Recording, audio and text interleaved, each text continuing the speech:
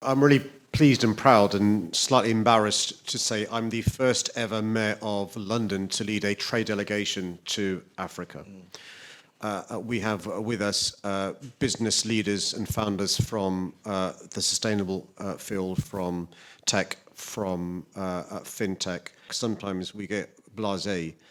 The contribution Londoners make to our great city of Ghanaian origin, and that contribution leads me to say with confidence and pride and respect to Accra, we are the greatest city in the world because of that contribution. Londoners of Ghanaian origin contribute to our health service, our transport service, in public life. And one of the things that I've always said is you should be really proud to be a Londoner, but also be really proud of your Ghanaian origin and your African ancestry. But we come here not as patrons, we come here as partners, because I've seen the huge opportunities Accra, Ghana, and other great cities in Africa, Lagos, Cape Town, Johannesburg, can bring to London. We're approaching now almost £2 billion worth of trade between Ghana and the UK. But across the continent, we have trade of almost £50 billion with Africa. We want to get that to £60 billion by 2030, and Ghana is integral to us doing that. We've been greeted over the last 2 days with so much warmth and hospitality and affection from the people of Accra. And that is our emotions that will stay with us forever. And we're going to build on that going forward, because we want to create prosperity and wealth. One of the things that my government is seeking to do is to reset relations with our friends, and Ghana are our friends. I was really pleased last night to launch with the Acting High Commissioner Connecting Global Cities, London to Accra. And I had the opportunity to meet some of the diaspora, and I was blown away at the talent there is in the diaspora community in Accra. We have an affection for London and Accra, and I think we should build upon that, Your Excellency. I think that's our secret weapon. My message to Ghanaians is when they come to London, they will hear the words Akwaba, in terms of us being open to people, to business, to ideas.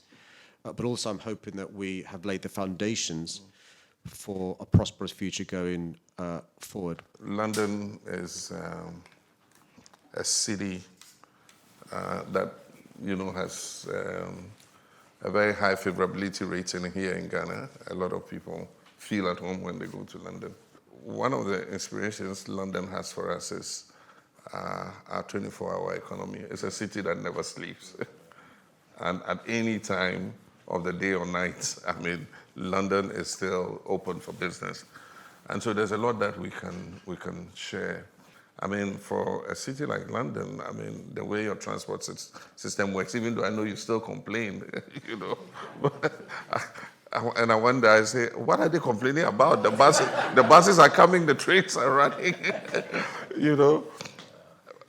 We don't have a system where a bus is supposed to be here at 2 p.m., and the bus is there at 2 p.m. You just stand, and if a bus comes, you just board, So there's a lot that I think we can learn and work together on. But let me congratulate you again for your re-election. I also got re-elected, and so for me, it's a legacy time. I just want to do my best for God and country. And so we have this reset agenda in all spheres, in the economy, in governance, in every sector that you can think about. We're trying to create a new sense of thinking, a new approach to doing things, and trying to ensure that we serve the people who elected us to lead. And so far, I think that things are looking up. We had quite a turbulent time with the economy. A few years ago, we defaulted on our debts and all that. And so we inherited quite a difficult situation. But gradually reintroducing fiscal and monetary discipline, the economy is turning around quite nicely. The local currency has appreciated in value. Inflation is coming down. And so we hope that with that new environment, it will bring foreign direct investment back into the country. We have quite an active fintech community here, and there are a lot of digital services, new companies coming out, who are involved in the digital space, and we have a focus on agribusiness to try to get the young people and the farmers to have a full value chain in terms of production and all that. And so I think there's a lot we can do together, and we'll continue to work closely with your representatives here. There are a few things that we're introducing in terms of labor exports on fixed contracts. We have a lot of young people who are qualified civil engineers, masons, carpenters, and all kinds of professions, caregivers, and all that. And we're trying to stop irregular migration.